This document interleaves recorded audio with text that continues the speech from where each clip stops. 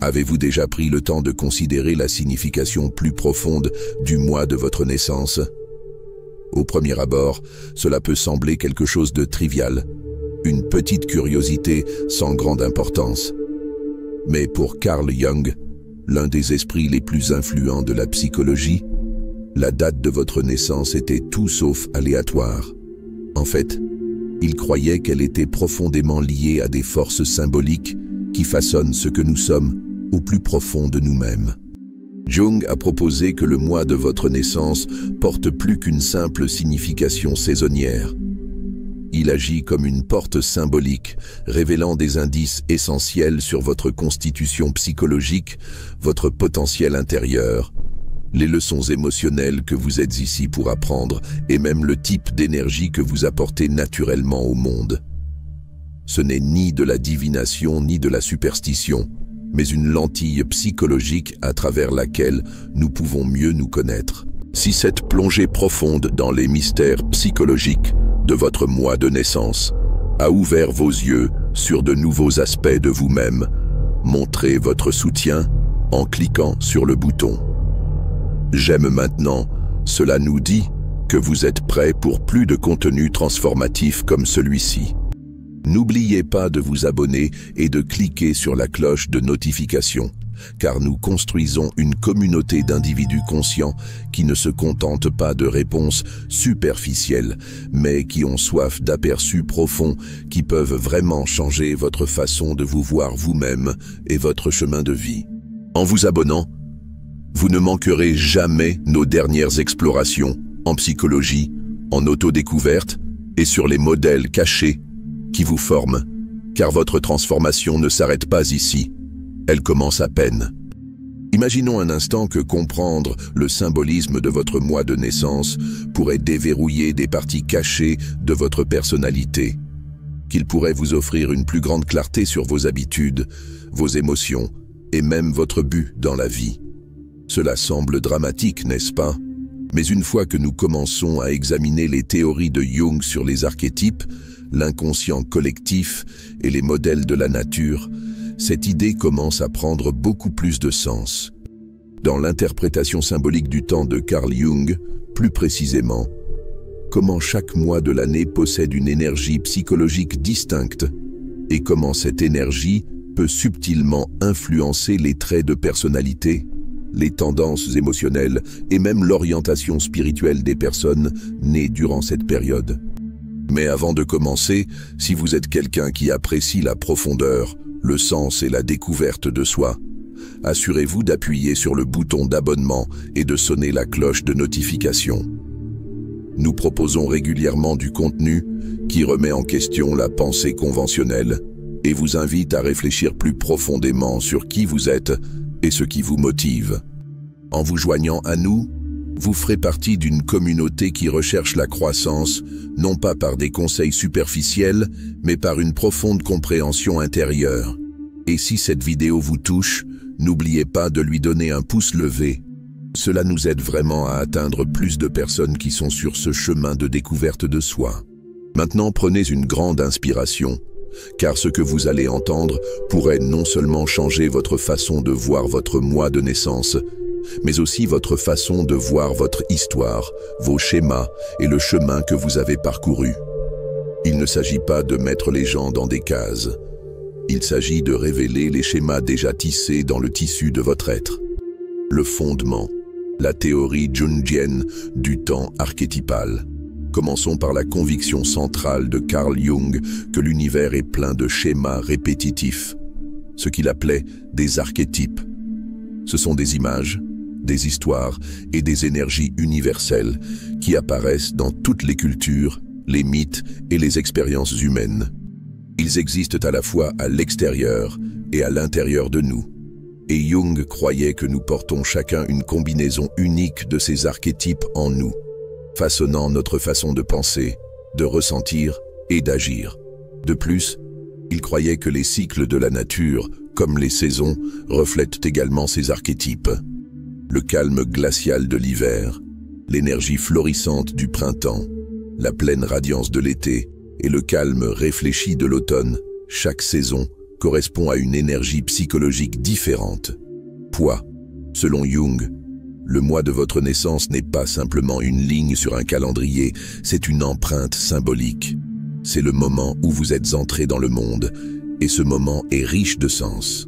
L'environnement, l'énergie de la saison, la lumière ou l'obscurité, le sentiment de début ou de fin, tout cela façonne l'atmosphère émotionnelle et symbolique dans laquelle vous êtes né. Pensez à Mars, par exemple, un mois de transition. Dans l'hémisphère nord, il marque le passage de l'hiver au printemps.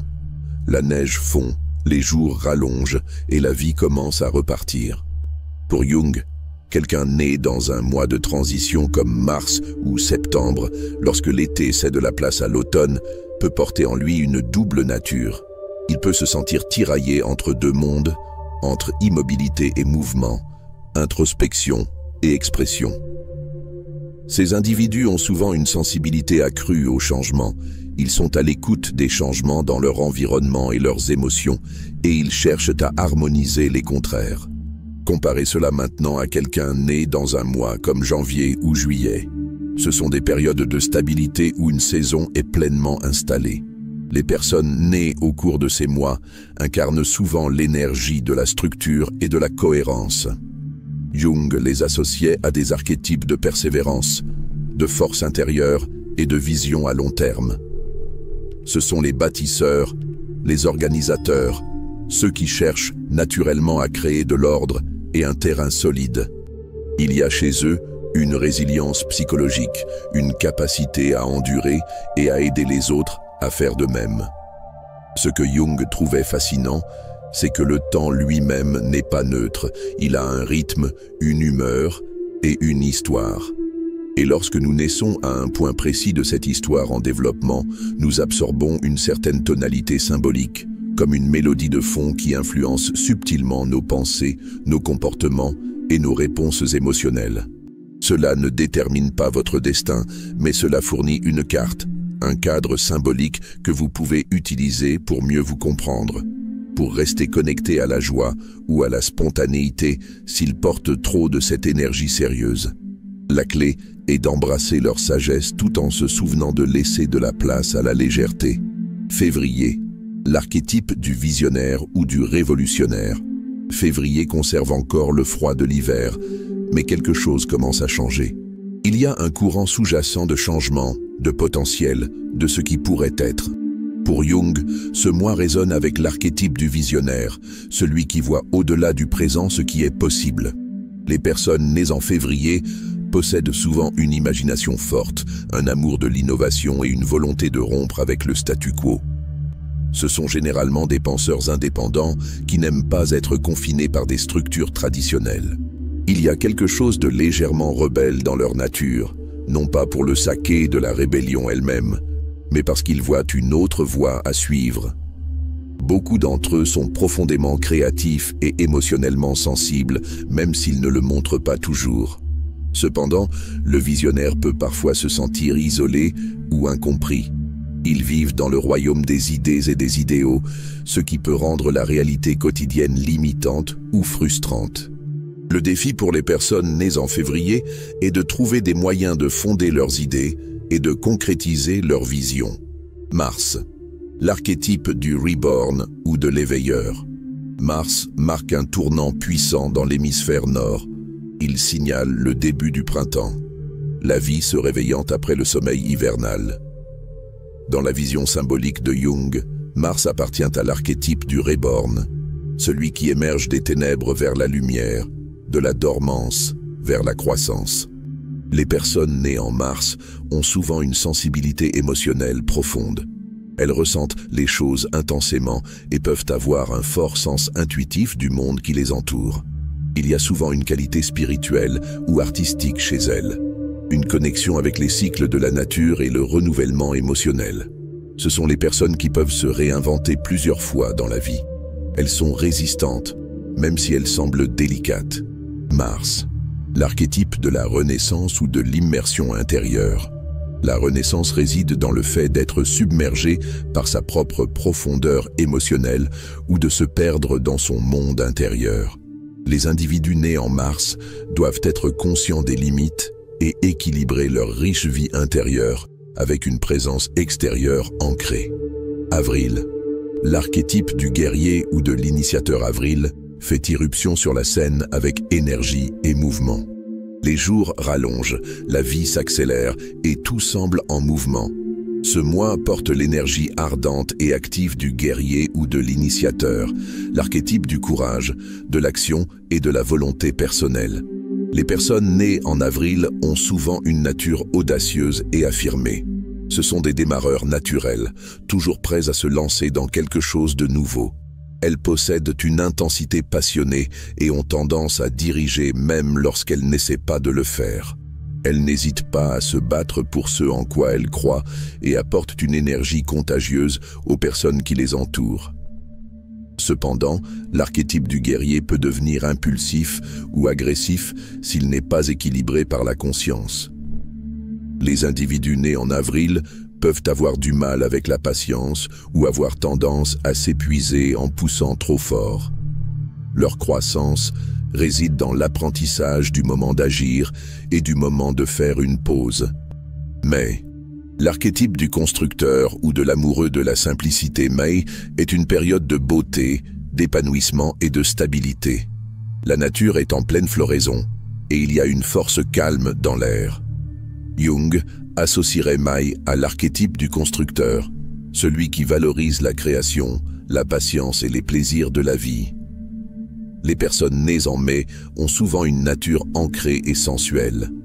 Elles trouvent du réconfort dans la routine, apprécient la beauté et sont profondément connectées au monde physique.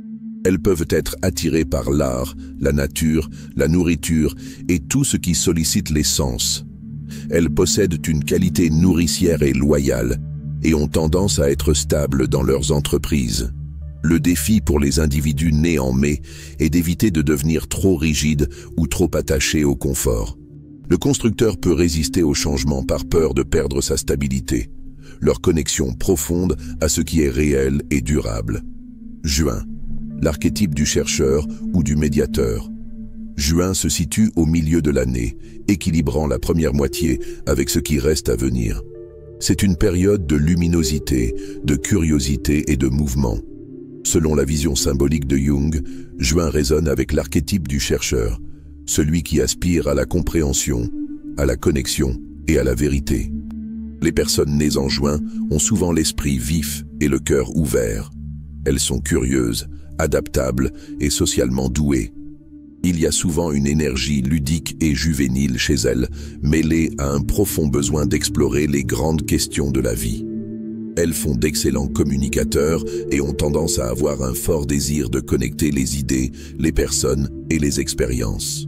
Le défi du chercheur est la concentration. Avec autant d'intérêts et d'idées, il peut avoir du mal à s'en tenir à un chemin ou à une décision.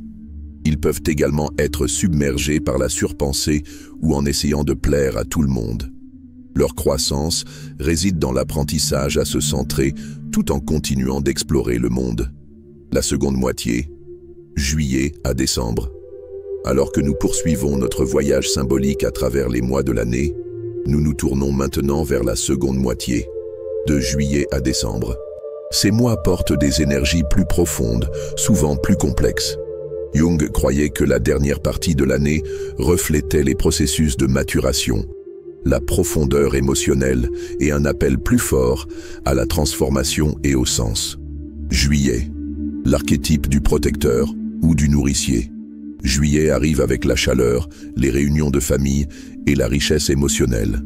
C'est un mois profondément lié aux soins, à la connexion et à la vie intérieure. Jung associerait juillet à l'archétype du nourricier ou du protecteur, ceux qui sont instinctivement à l'écoute des besoins émotionnels des autres. Les personnes nées en juillet ont souvent une forte intelligence émotionnelle. Elles peuvent être profondément empathiques, compatissantes et farouchement loyales envers celles qu'elles aiment. Il existe généralement un lien fort avec la famille, les racines, la mémoire et la tradition, offrant sécurité et réconfort à ceux qui les entourent. Cependant, l'ombre du nourrisseur peut être la négligence de soi. Les personnes nées en juillet peuvent donner tellement aux autres qu'elles oublient de prendre soin d'elles-mêmes. Elles peuvent refouler leurs propres sentiments afin de maintenir la paix. Leur croissance réside dans l'apprentissage de la protection de soi autant que de la protection des autres. Août. L'archétype du leader ou du souverain Août porte une énergie audacieuse et rayonnante. C'est une période d'expression pleine, de confiance, de vitalité et de visibilité. Pour Jung, ce mois reflète l'archétype du roi ou de la reine, également connu sous le nom de souverain. Les personnes nées en août ont souvent une présence imposante. Elles possèdent des qualités de leadership naturel, un fort sentiment d'identité et un profond désir d'avoir un impact. Bien qu'elles apprécient l'attention, c'est généralement parce qu'elles se sentent appelées à diriger, à servir ou à guider les autres vers quelque chose de plus grand. Pourtant, le leadership s'accompagne de ses propres défis. Le souverain peut tomber dans l'orgueil, le contrôle, voire l'isolement s'il se sent incompris ou sans soutien. Les personnes nées en août évoluent en apprenant l'humilité, la compassion et l'importance du partage du pouvoir. Lorsqu'elles sont en équilibre, elles deviennent de véritables visionnaires, responsabilisant les autres tout en marchant avec force et grâce. Septembre, l'archétype de l'analyste ou du perfectionniste. Septembre apporte avec lui le changement vers l'automne dans l'hémisphère nord. C'est une période de récolte, d'organisation et de préparation. Jung a associé cette période à l'archétype de l'analyste, celui qui cherche à comprendre le monde par la logique, l'ordre et la clarté. Les personnes nées en septembre ont souvent l'esprit vif et une capacité naturelle à structurer le chaos. Elles sont attentives aux détails, disciplinées et attirées par les tâches qui exigent concentration et précision. Elles peuvent être planificatrices, organisatrices, chercheuses, des personnes qui se sentent le plus à l'aise lorsque tout est à sa place. Mais la force de l'analyste peut devenir un fardeau lorsqu'elle penche vers le perfectionnisme. Autocritique ou rigide. Ils peuvent craindre les erreurs et avoir du mal à accepter l'incertitude. Leur chemin de croissance réside dans l'apprentissage de l'acceptation de l'imperfection, comme faisant partie de l'expérience humaine et de laisser place à la spontanéité, à la créativité et à la compassion envers soi-même. Octobre, l'archétype du diplomate ou de l'artiste. Octobre est une période de beauté, d'équilibre et de changement de couleur. L'énergie de ce mois est celle de l'harmonie, de l'esthétique et de la connexion émotionnelle. Jung voyait en octobre l'incarnation de l'archétype du diplomate ou de l'artiste, ceux qui recherchent la paix, la beauté et l'unité au milieu des dualités de la vie. Les personnes nées en octobre sont souvent douées pour les relations. Elles ont un sens inné de la justice, le sens de la beauté et un profond désir de rassembler les gens, que ce soit par l'art, la conversation ou simplement leur présence. Elles construisent des ponts là où d'autres voient des murs. De nombreuses personnes nées en octobre sont des romantiques dans l'âme, accordant de la valeur à l'amour, à la vérité et à une profonde connexion émotionnelle. Le côté obscur de cet archétype est la peur du conflit. Les diplomates peuvent éviter la confrontation pour préserver la paix, même si cela se fait au détriment de leur personne. Leur croissance implique d'apprendre à affirmer fermement leur vérité, sachant que la vraie harmonie ne consiste pas à éviter le conflit, mais à le résoudre consciemment. Novembre, l'archétype de l'alchimiste ou du transformateur profond. Novembre est un mois enveloppé de mystères. La lumière s'estompe, le monde devient plus silencieux et nous commençons à nous tourner vers l'intérieur. Pour Jung, c'est une période profondément symbolique, un mois gouverné par l'archétype de l'alchimiste ou du transformateur. Les personnes nées en novembre sont souvent intenses, intuitives et spirituellement orientées. Elles portent en elles le désir d'aller au-delà des apparences et de découvrir ce qui se cache en dessous. Ce sont des individus qui n'ont pas peur d'affronter les ténèbres, qu'elles soient en eux-mêmes ou chez les autres. Ce sont des chercheurs de vérité, subissant souvent de profondes transformations personnelles tout au long de leur vie. Le chemin de l'alchimiste n'est pas facile. Il implique la douleur, la reddition et la renaissance, à travers des cycles de perte et de renouveau en constante évolution. Leur défi est de faire confiance au processus et de ne pas se laisser submerger par lui. Lorsqu'ils embrassent leur profondeur sans peur, ils deviennent de puissants guérisseurs et guides pour les autres. Décembre, l'archétype du sage enseignant ou du visionnaire sage. Décembre marque la fin de l'année, un moment de fin, de réflexion et d'espoir pour de nouveaux commencements. Jung considérait ce mois comme s'alignant sur l'archétype du sage enseignant ou du visionnaire sage. Les personnes nées en décembre portent souvent un mélange de maturité et d'optimisme. Elles réfléchissent au passé avec sagesse tout en regardant vers l'avenir avec foi. Ces individus ont tendance à avoir une vision large de la vie et sont souvent philosophiques, spirituels ou idéalistes dans leur nature. Ils peuvent se sentir attirés par le partage de leurs idées avec les autres pour guider, inspirer ou élargir la conscience. Mais même le sage est confronté à des défis. Ils peuvent se déconnecter du présent, se concentrer excessivement sur des idées abstraites ou être désabusés lorsque la vie ne correspond pas à leurs idéaux. Leur cheminement vers la croissance implique d'ancrer leur sagesse dans la vie quotidienne, en l'utilisant non seulement pour penser ou enseigner, mais pour vivre de manière significative. Intégration et croissance personnelle. Comme nous l'avons vu, chaque mois de naissance à travers la lentille symbolique de Jung reflète une facette différente de l'expérience humaine. De l'immobilité de janvier à la vision expansive de décembre, le calendrier devient plus qu'un outil pour mesurer le temps. Il devient une carte symbolique pour comprendre votre monde intérieur. Jung n'a jamais eu l'intention que ces archétypes définissent ou limitent qui que ce soit. Au contraire, il les considérait comme des clés, des points de départ pour un dialogue plus profond avec l'âme. L'archétype associé à votre mois de naissance peut mettre en évidence vos forces naturelles, vos tendances émotionnelles et les thèmes de vie que vous êtes ici pour explorer. Mais c'est à vous de travailler consciemment avec ces symboles. La véritable transformation ne vient pas seulement de la connaissance de votre archétype, elle vient de son intégration dans votre façon de vivre, de choisir et de grandir.